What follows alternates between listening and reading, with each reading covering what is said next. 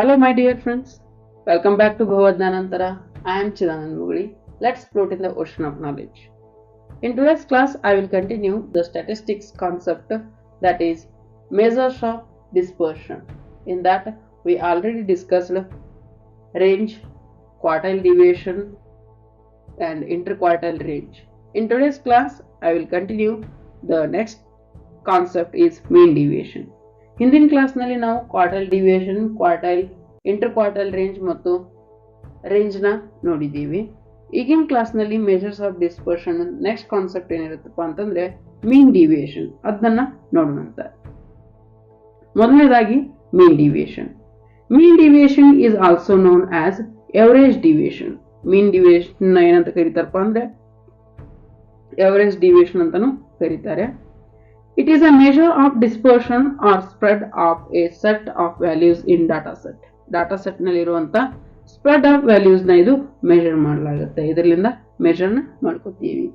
It quantifies how much individual value is a data set divided from the mean that was in the average of the data set. ಇದೇನ್ ಮಾಡ್ಕೊಡುತ್ತಪ್ಪ ಅಂತಂದ್ರೆ ಒಂದು quantify ನ ಒದಗಿಸಿಕೊಡುತ್ತೆ. How much the individual values in a data set divide from the mean, average ಲಿಂದ ಎಷ್ಟು ದೂರ ಹೋಗಿದಾವೆ ಅನ್ನೋದನ್ನ ಹೇಳಿಕೊಡುತ್ತೆ. Mean deviation is calculated by finding the average of the absolute difference between each data point and the mean. Absolute difference between each data point and the mean ಅನ್ನ calculate ಮಾಡೋದ್ರ ಮೂಲಕ mean deviation ಅನ್ನ calculate ಮಾಡಲಾಗುತ್ತೆ. Mean deviation is calculated by just finding out the difference between each data point and the mean. Okay. Mean deviation provides a measure of the average distance between each data point and the mean of the data set. Okay. Mean deviation ಏನು ಕೊಡುತ್ತಪ್ಪ ಅಂತಂದ್ರೆ that provides a measure of the average. ಒಂದು average ನ ಒದಗಿಸಿಕೊಡುತ್ತೆ. Distance between each data point and the mean of the data set. ಒಂದು data point ಇಂದ mean ಎಷ್ಟು ದೂರದವರೆಗಿದೆ ಅನ್ನುವಂತ ಎವರೇಜ್ ನ ಇದು ಒದಗಿಸಿಕೊಡುತ್ತೆ. It is less sensitive to extreme values than some other measures of dispersion such as the standard deviation. Standard deviation ಗೆ ಹೋಲಿಸಿದ್ರೆ ಇದು ಲೆಸ್ ಸೆನ್ಸಿಟಿವ್ ಆಗಿರುತ್ತೆ ಎಕ್ಸ್ಟ್ರೀಮ್ ವ್ಯಾಲ್ಯೂಸ್ಗೆ. ಎಕ್ಸ್ಟ್ರೀಮ್ ವ್ಯಾಲ್ಯೂಸ್ಗೆ mean deviation is less sensitive than the standard deviation. Standard deviation ಅಲ್ಲಿ ಬಹಳಷ್ಟು sensitive ಆಗಿರುತ್ತೆ extreme values, but ಇದಕ್ಕೆ ಇದು ಆಗಿರಲ್ಲ. ಸ್ಟ್ಯಾಂಡರ್ಡ್ ಡಿವಿಯೇಷನ್ ಕೂಡ ನೆಕ್ಸ್ಟ್ ಕ್ಲಾಸ್ ನಲ್ಲಿ ನೋಡ್ತೀವಿ ಅಂತ. ಮೊದಲು ಮೀನ್ ಡಿವಿಯೇಷನ್ ನೋಡೋಣ. Mean deviation from mode. ಮೊದಲನೇದಾಗಿ ಮೀನ್ ಡಿವಿಯೇಷನ್ ಅನ್ನ ಕಂಡುಹಿಡಿದು ಹೇಗಂತ ನೋಡಿದ್ವಿ. Just we average the values from differencing the data point to mean. Mean ಲಿಂದ ಡಾಟಾ ಪಾಯಿಂಟ್ ಎಷ್ಟು ದೂರ ಇದಲ್ಲ ಅದರದ್ದು ವ್ಯಾಲ್ಯೂ ತಕೊಂಡು ಎವರೇಜ್ ಮಾಡಿದ್ರೆ ಮುಗೀತು. ಅದೇ mean deviation from mode. Mode use ಮಾಡ್ಕೊಂಡು ಕೂಡ ಮೀನ್ ಡಿವಿಯೇಷನ್ ನ ಕಂಡುಹಿಡಿಯಬಹುದಾಗಿರುತ್ತೆ. While the concept of mean deviation typically involves calculating the average absolute deviation from the mean. Actual ಆಗಿ ಕಂಡುಹಿಡಿಯಬೇಕಾಗಿದ್ದು ಮೀನ್ ಡಿವಿಯೇಷನ್ ನ ಮೀನ್ ಲಿಂದ ಮಾತ್ರ. That was calculating the average absolute deviation. Absolute deviation ಎದರಿಂದ ಕಂಡುಹಿಡಿತೀವಪ್ಪ ಅಂತಂದ್ರೆ ಮೀನ್ ಲಿಂದ ಕಂಡುಹಿಡಿಯಬೇಕು. There isn't a standard method for calculating mean deviation specifically from the mode. ಅದಕ್ಕೆ ಒಂದು standard ಆದಂತ ಮೆಥಡ್ ಇರಲ್ಲ ಮೋಡ್ ಲಿಂದ ಕಂಡುಹಿಡಿಯೋಕ್ಕೋಸ್ಕರ ಏನು ಮೀನ್ ಡಿವಿಯೇಷನ್ ಅನ್ನ. That was not a standard method. Mean deviation is more commonly associated with the average or mean. Mean deviation ಇದಕ್ಕೆ common ಆಗಿ associate ಆಗಿರುತ್ತಪ್ಪ ಅಂತಂದ್ರೆ that was commonly associated with the mean. mean ಜೊತೆಗೆ associate ಆಗಿರುತ್ತೆ as the central measure of central tendency. Okay, that was the central measure of tendency. So that was commonly associated with mean only. mean ಜೊತೆ ಅಷ್ಟೇ associate ಆಗಿರುತ್ತೆ almost all. However, if you want to measure the deviation from individual data point from the mode, ಆದಾಗ್ಯೂ ಕೂಡ if you want to measure the deviation from individual data point from the mode use ಮಾಡ್ಕೊಂಡ್ಬಿಟ್ಟು individual data point ಲಿಂದ ಮೋಡ್ಗೆ ಎಷ್ಟು ದೂರ ಇದೆ ಅನ್ನೋದನ್ನ ಕಂಡುಹಿಡಿಯಬೇಕಾದ್ರೆ you could create a measure similar to mean deviation. Mean deviation ಹೇಗೆ ಮಾಡ್ತಿರ್ತೀವಲ್ಲ ಹಾಗೆ ಸೇಮ್ ಏನ್ ಮಾಡುತ್ತಪ್ಪ ಅಂತಂದ್ರೆ ಮೋಡ್ನ ಯೂಸ್ ಮಾಡ್ಕೋಬೇಕಾಗತ್ತೆ ಅಷ್ಟೇ.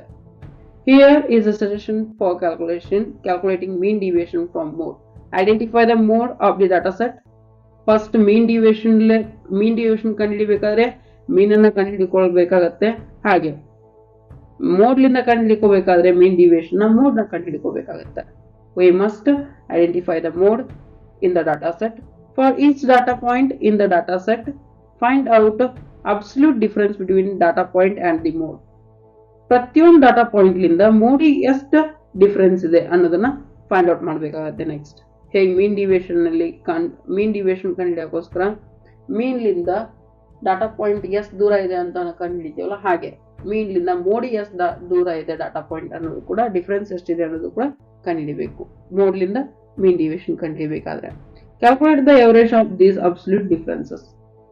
ಇವೆರಡು ಡಿಫ್ರೆನ್ಸಸ್ ಏನ್ ಸಿಗ್ತಾವಲ್ಲ ಅದನ್ನ ಎವರೇಜ್ ಮಾಡಿಬಿಟ್ರೆ ಮೀನ್ ಡಿವಿಯೇಷನ್ ಫ್ರಮ್ ಮೋಡ್ ಸಿಗುತ್ತೆ ನಮಗೆ. Coefficient of mean deviation. The coefficient of mean deviation is a measure of relative measure ಆಗಿರುತ್ತೆ. Absolute measure ಏನಾಗಿರುತ್ತೆ mean deviation. ಅದೇ coefficient of mean deviation ಮಾಡಿಬಿಟ್ರೆ relative measure. That expresses the mean deviation as a percentage of mean. ಏನ್ express ಮಾಡುತ್ತಪ್ಪ ಅಂತಂದ್ರೆ mean deviation as a percentage of mean ಅನ್ನು express ಮಾಡುತ್ತೆ. It is also known as coefficient of dispersion or the relative mean deviation. Coefficient of dispersion ಅಂತ ಕೂಡ ಕರೆಯಲಾಗುತ್ತೆ, relative mean deviation ಅಂತ ಕೂಡ ಇದಕ್ಕೆ ಕರೆಯಲಾಗುತ್ತೆ. The coefficient of mean deviation provides a way to compare the mean deviation to the mean on a percentage basis. Coefficient of mean deviation ಎದಕ್ಕೆ use ಮಾಡ್ಕೊಳ್ತೀವಪ್ಪ ಅಂತಂದ್ರೆ that provides a way to compare the mean deviation. mean deviation ನ compare ಮಾಡೋಕ್ಕೋಸ್ಕರ ಒಂದು ದಾರಿನ ಒದಗಿಸಿಕೊಡುತ್ತೆ to the mean on a percentage basis. ಒಂದು percentage basis ನ ಇಲ್ಲಿ ಒದಗಿಸಿಕೊಡಲಾಗುತ್ತೆ. ಅಂದ್ರೆ coefficient of mean deviation is mentioned in the percentage, offering a standardized measure of dispersion related to the scale of the data. ಬೇರೆ data set ಜೊತೆ compare ಮಾಡೋಕ್ಕೋಸ್ಕರ ಇದೇನ್ ಮಾಡ್ಕೊಡುತ್ತಪ್ಪ ಅಂತಂದ್ರೆ help ಮಾಡ್ಕೊಡುತ್ತೆ. and this is standardized measure of dispersion relative to the scale of the data.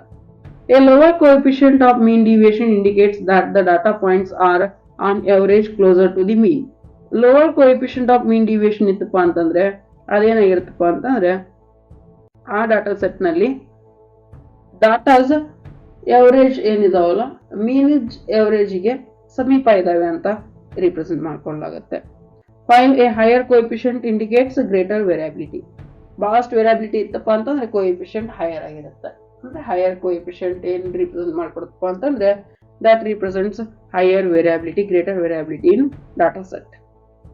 Okay, to calculate the mean deviation from median ಲಿಂದ calculate ಮಾಡೋಕ್ಕೋಸ್ಕರ data set data median x ಅಂತಂದ್ರೆ data point ಆಗಿರುತ್ತೆ, ಹಾಗೆ -m ಅಂತಂದ್ರೆ median divided by n ಅಂತಂದ್ರೆ average ಮಾಡೋಕ್ಕೋಸ್ಕರ ಅದನ್ನಷ್ಟು calculate ಮಾಡಿಬಿಟ್ಟು ಸಮ್ ಮಾಡಿ ಅದನ್ನ ಡಿವೈಡೆಡ್ ಬೈ n ಮಾಡಿಬಿಟ್ರೆ ನಮಗೇನು ಸಿಗುತ್ತಪ್ಪ ಅಂತಂದ್ರೆ ಮೀನ್ ಡಿವಿಯೇಷನ್ ಫ್ರಮ್ ಮೀಡಿಯನ್ ಸಿಗುತ್ತೆ. ಮೀನ್ ಡಿವಿಯೇಷನ್ ಫ್ರಮ್ ಮೀಡಿಯನ್. ಹಾಗೆ ಮೀನ್ ಡಿವಿಯೇಷನ್ ಫ್ರಮ್ ಮೀನ್ ಕಂಡುಹಿಡಿಬೇಕಾದ್ರೆ ಮೊದಲು ಮೀನ್ ಕಂಡುಹಿಡ್ಕೋಬೇಕು. ಪ್ರತಿಯೊಂದು ಡಾಟಾ ಸೆಟ್ಲಿಂದ ಏನ್ ಮಾಡ್ಬೇಕು ಅಂದ್ರೆ ಅದನ್ನ ಮೈನಸ್ ಮಾಡಬೇಕು, ಸಮ್ ಮಾಡಬೇಕು, ಅದರ ಎವರೇಜ್ ಕಂಡುಹಿಡಿಬೇಕು ಅಷ್ಟೇ. ಅದೇ ಕೋಎಫಿಷಿಯಂಟ್ ಆಫ್ ಮೀನ್ ಡಿವಿಯೇಷನ್ ಕಂಡುಹಿಡಿಬೇಕಾದ್ರೆ ನಾವೇನಾರ ಮೀನ್ ಡಿವಿಯೇಷನ್ ನ ಮೀಡಿಯನ್ ಲಿಂದ ಕಂಡುಹಿಡ್ಕೊಂಡಿದ್ರೆ ಡಿವೈಡೆಡ್ ಬೈ ಮೀಡಿಯನ್ ಮಾಡಬೇಕು, mean deviation divided by median ಮಾಡಬೇಕು, ಇಂಟು 100 ಮಾಡಿದ್ರೆ ಪರ್ಸೆಂಟೇಜ್ ನಲ್ಲಿ ಬರುತ್ತೆ. ಹಾಗೆ ಮೀನ್ ಡಿವಿಯೇಷನ್ ಏನಾರ ಮೀನ್ ಲೆ ಕಂಡುಹಿಡ್ಕೊಂಡಿದ್ರೆ mean deviation divided by mean ಮಾಡಬೇಕು, ಇಂಟು 100 ಮಾಡಿದ್ರೆ ಪರ್ಸೆಂಟೇಜ್ ನಲ್ಲಿ ಬರುತ್ತೆ. Okay, I think you understand all the concepts: mean deviation from median and coefficient of mean deviation. Let's move forward to calculate the mean deviation. Here they given marks of students. ಒಂದು 9 ಜನ students marks ಕೊಟ್ಟಿದ್ದಾರೆ. ಇಲ್ಲಿ total ಮಾಡಿದಾಗ ನಮ್ಗೆ ಬರುವಂತ value ಎಷ್ಟಪ್ಪ ಅಂತಂದ್ರೆ 405. We get 405 if I total all the marks. To find out the average ನ ಫೈಂಡ್ ಔಟ್ ಮಾಡೋಕ್ಕೋಸ್ಕರ ಏನ್ ಮಾಡ್ಬೇಕು ಅಂತಂದ್ರೆ, ಎವರೇಜ್ ಅಂತ ಮೀನ್ ನ ಫೈಂಡ್ ಔಟ್ ಮಾಡೋಕ್ಕೋಸ್ಕರ ಏನು ಮಾಡಬೇಕು ಅಂತಂದರೆ ಆಲ್ರೆಡಿ ನಮ್ಗೆ ಗೊತ್ತು ಹೋಲ್ ಕ್ಲಾಸ್ನಲ್ಲಿ ನೋಡಿದ್ದೀವಿ ಮೀನನ್ನು ಎಕ್ಸ್ ಬಾರ್ಲಿಂದ ರೀಪ್ರೆಸೆಂಟ್ ಮಾಡಲಾಗುತ್ತೆ sigma X divided by N ಮಾಡಿದ್ರೆ ನಮಗೆ ಮೀನ್ ಸಿಗುತ್ತೆ sigma X divided by N ಮಾಡಿದ್ರೆ 405 ಡಿವೈಡೆಡ್ ಬೈ 9 ಮಾಡಬೇಕು ಎಷ್ಟು ಬರುತ್ತೆ ನೋಡಿ 9 1 9 9 4 36 9 5 45 ಸೊ ಮೀನ್ ಈಸ್ 45 ಮೀನ್ ಎಷ್ಟು ಬಂತು 45 ಬರುತ್ತೆ ನಾನು ಇಲ್ಲಿ ಬರ್ಕೊಂಡ್ಬಿಡ್ತೀನಿ ಅದನ್ನ ಮೀನ್ ಈಕ್ವಲ್ ಟು 45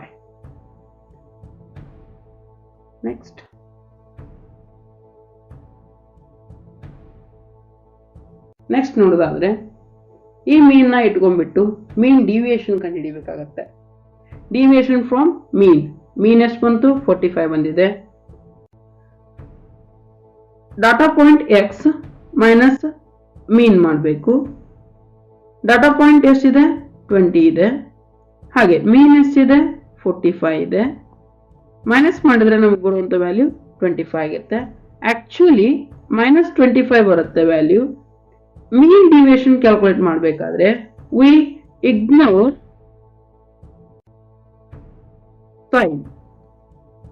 ಸೈನ್ ಅನ್ನ ಇಗ್ನೋರ್ ಮಾಡಲಾಗುತ್ತೆ ಇದೊಂದು ಡ್ರಾಬ್ಯಾಕ್ ಮೀನ್ ಡಿವಿಯೇಷನ್ ಅದು ಹೌದಾ ಇದೊಂದು ಲಿಮಿಟೇಷನ್ ಅಂತ ಹೇಳ್ಬೋದು ಮೀನ್ ಡಿವಿಯೇಷನ್ ಕಂಡುಹಿಡಿಬೇಕಾದ್ರೆ ನಾವು ಸೈನ್ ಅನ್ನ ಇಗ್ನೋರ್ ಮಾಡ್ತೀವಿ ಬರೆದಿಟ್ಕೊಳ್ಳಿ ಮೀನ್ ಡಿವಿಯೇಷನ್ ನಲ್ಲಿ ಸೈನ್ ಅನ್ನ ಇಗ್ನೋರ್ ಮಾಡಲಾಗುತ್ತೆ ಡಾಟಾ ಪಾಯಿಂಟ್ ಅಷ್ಟು ಡಿವಿಯೇಷನ್ ಕಂಡು ಹಿಡ್ಕೊಂಡಾದ್ಮೇಲೆ ಒಂದನೇದು 25 ಬರುತ್ತೆ ಎರಡನೇದು 23 ಬರುತ್ತೆ ಹಾಗೆ 20 7 5 5 20 25 ಹಾಗೆ 30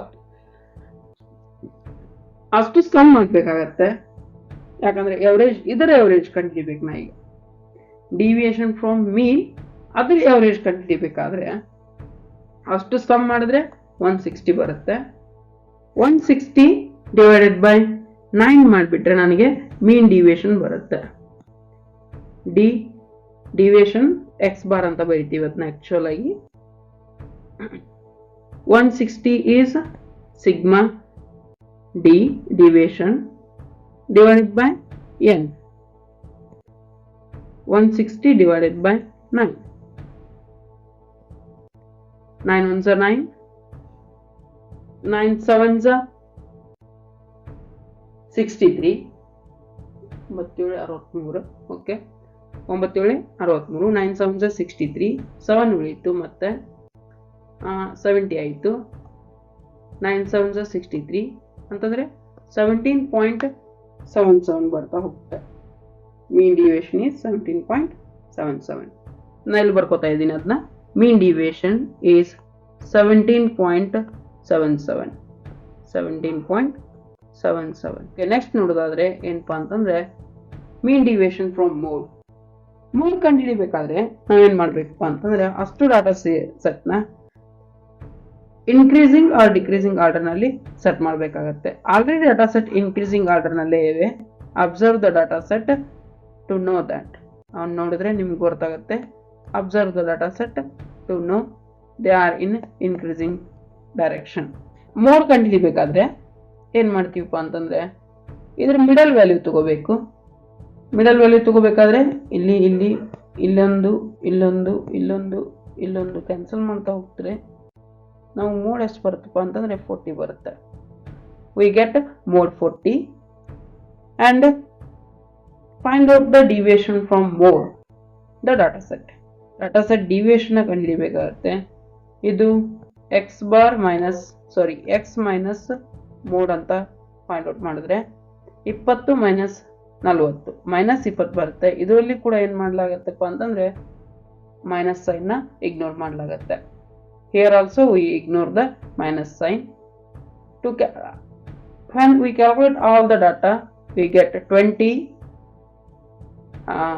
18 15 2 0 10 25 30 35 if I add all the data I get 155 ಅಷ್ಟು ಸೇರಿಸಿದ್ರೆ 155 ಆಗುತ್ತೆ to calculate mean deviation from mode we must divide 155 with the number of values 9 9 ones are 9, 5, 9 sevens are 63. We have 20 again. 9 twos are 18. We have 20 again. 9 twos are 18. 17.22. Sorry, deviation from mode. Deviation from mode is 17.22. But deviation from mean is 17.77. The value is near to the deviation of mean. Mean ಮತ್ತು ಮೋಡದ್ದು ಎರಡು value ಏನಾಗಿರ್ತಪ್ಪ ಅಂದ್ರೆ near ಆಗಿರ್ತವೆ. They are not long distance from each other. ಒಂದಕ್ಕೊಂದು ಭಾಳ ದೂರ ಹೋಗಿರೋದಿಲ್ಲ. Okay, ಹೀಗೆ ನಾವು ಏನು ಮಾಡ್ಬೋದಪ್ಪ ಅಂತ ಮೀನ್ ಡಿವಿಯೇಷನ್ ಮತ್ತು ಮೀನ್ ಡಿವಿಯೇಷನ್ನ ಮೋಡ್ಲೆ ಮತ್ತು ಮೀನ್ಲೆ ಫೈಂಡ್ ಔಟ್ ಮಾಡ್ಬೋದು.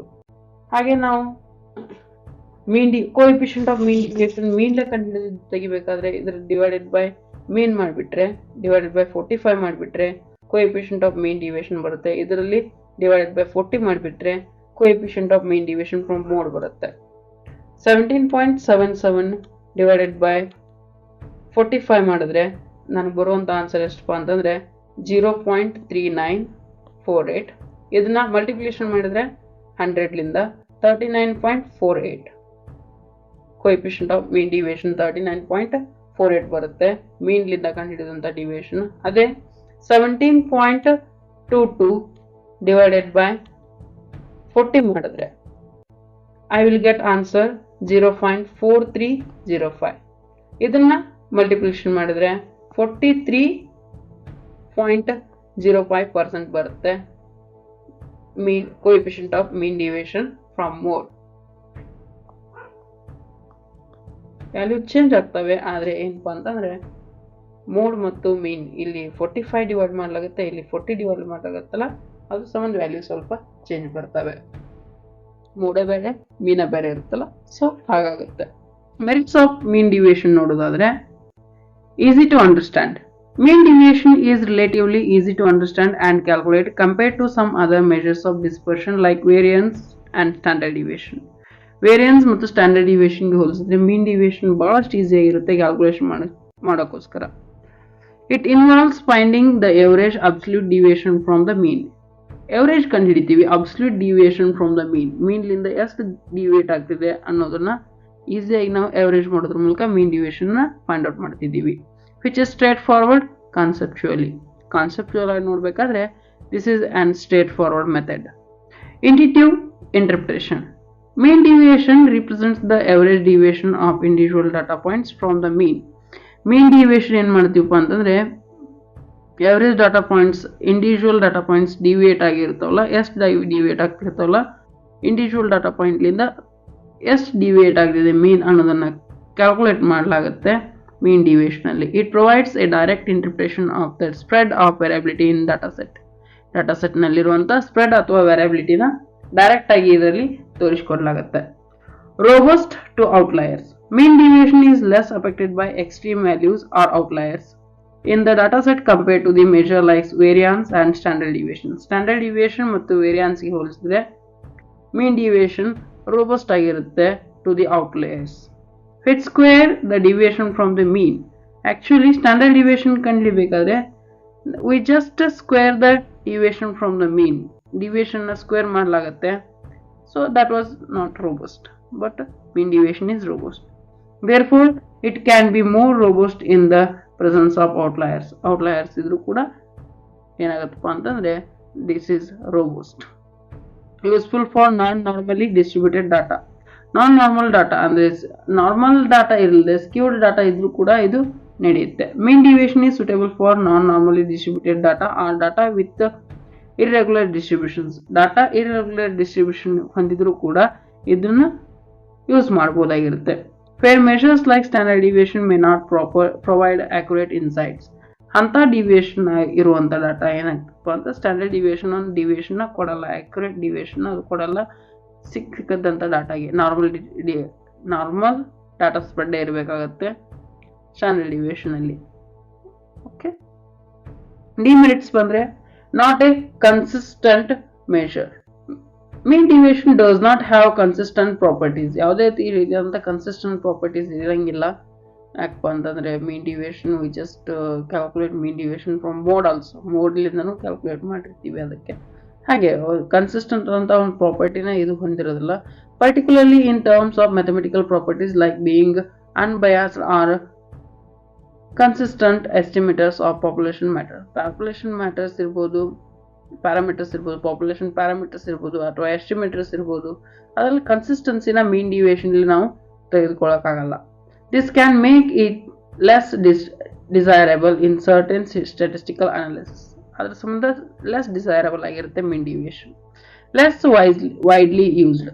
Mean deviation is less commonly used in statistical analysis compared to the measures like variance and standard deviation. Standard deviation ಮತ್ತು variance ಗೆ ಹೋಲಿಸಿದ್ರೆ mean deviation ಅನ್ನು less ಯೂಸ್ ಮಾಡುವಂತ ಮೆಥಡ್ ಆಗಿರುತ್ತೆ. This can make it harder to compare results across studies or communicate finding effectively. Effective ಆಗಿ communicate ಮಾಡೋಕ್ಕಾಗಲ್ಲ. ಹಾಗೆ it is hard to compare with the other data sets. Neglects direction of deviation. ಇದು ಕೂಡ direction of deviation neglect ಮಾಡಲಾಗುತ್ತೆ. Mean deviation treats positive and negative deviation from the mean equally by taking their absolute values. Actually absolute values ಅಂತಂದ್ರೆ ಏನಪ್ಪಾ, ignoring the minus sign ignore ಮಾಡಬಿಡಲಾಗುತ್ತೆ. So ignoring the minus sign nothing but neglects the direction of deviation ಅದನ್ನ neglect ಮಾಡುತ್ತೆ. ಯಾಕಡೆ direction ಇದೆ ಅನ್ನೋದನ್ನ, negative ಆಗ್ತಿದೆಯೋ ಅಥವಾ deviation positive ಆಗ್ತಿದೆಯೋ ಅಥವಾ ಅನ್ನೋದನ್ನ ನೆಗ್ಲೆಕ್ಟ್ ಮಾಡಲಾಗುತ್ತೆ. This can lead to a loss of information about direction of deviation ಯಾಕಡೆ ಆಗ್ತಿದೆ ಅನ್ನುವಂಥ ಇನ್ಫಾರ್ಮೇಶನ್ ಇರಲಿಲ್ಲ. Just loss some information about the direction of the deviation which may be important in certain context. ಒಂದಿಷ್ಟು ಕಂಟೆಕ್ಸ್ಟಲ್ಲಿ ಅದು important ಕೂಡ ಆಗಿರುತ್ತೆ. Sensitive to sample size. Mean deviation can be sensitive to sample size, especially in smaller samples. Smaller sample ಇತ್ತಪ್ಪ ಅಂದ್ರೆ ಅದು sensitive ಆಗಿರುವಂಥ ಒಂದು ಡಿವಿಯೇಷನ್ ಆಗಿರುತ್ತೆ mean deviation. Where individual deviation can have a greater impact on the overall measure of dispersion. Individual data set ಏನಾಗುತ್ತಪ್ಪ ಅಂದ್ರೆ individual deviation that is greater impact if the small data size is there. Vast small data size is there. ಡಿವಿಯೇಷನ್ ಮೇಲೆ ಒಂದೊಂದು value ಕೂಡ ಬಹಳಷ್ಟು ಇಂಪ್ಯಾಕ್ಟ್ನ ಬೀರ್ತಿರ್ತವೆ. So small data size ಇಲ್ಲಿ mean deviation is sensitive ಆಗಿರುತ್ತೆ.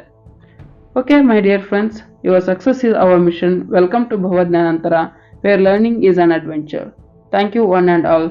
I will meet you tomorrow.